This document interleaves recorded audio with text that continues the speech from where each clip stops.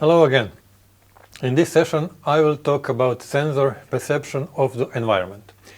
You have already seen this slide in an earlier presentation. It shows the way to create a digital image in the sensor. Once more, you can see the digital image creation process and the range of pixel values that make up the house. Each object reflects the spectrum differently and is shown with a different shade of gray value of different color in the image. The processes of obtain a digital image proceed as follows. The radiation source sends energy towards the object, element of scene. The object reflects it toward the imaging sensor, where the scene is projected onto the image plane. In this way, a digital image is created. That is, the scene element is digitized. Let's see what happens inside the sensor. The photodiode converts the energy of the incoming photons into an electromagnetic charge.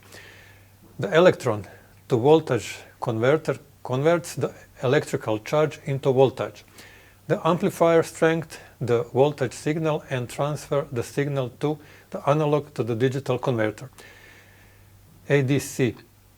The ADC classifies the analog voltage into digital data or digital numbers. Thus, the continuous values of the natural object are converted into discontinuous values or digital form. This process is called quantization or digitalization. Now let's talk at the properties of a digital image. The elements of digital numerical image are numbers.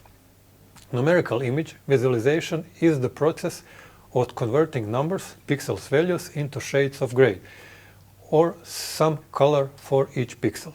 Pixel values in one image can also be displayed in a histogram. A histogram is a graphical display of the distribution of numerical data, in this case the pixel values. The histogram shows the distribution of the number of pixels by grayscale values. The arrangements of pixels by shades of gray tonal value can also be displayed in a table form. All these are forms of digital image display. Furthermore, a digital image is a 2D presentation of a scene in environment. Data, pixel values, are stored in the form of metrics. Each pixel in matrix has location value, row and column, and also brightness value, digital number, for each of the individual spectral bands. The pixel brightness value, digital number, depends on the radiation intensity measured and recorded by the sensor. The radiometric resolution of an imaging system describes its ability to discriminate very slight difference in energy. The finer the radiometric resolution of a sensor is, the more sensitivity it is to detecting small differences in reflected or emitted energy. All the objects on the scene reflect and emit energy with different intensity. This results in their different appearance in picture. The following image, created by different parts of the spectrum, illustrates this.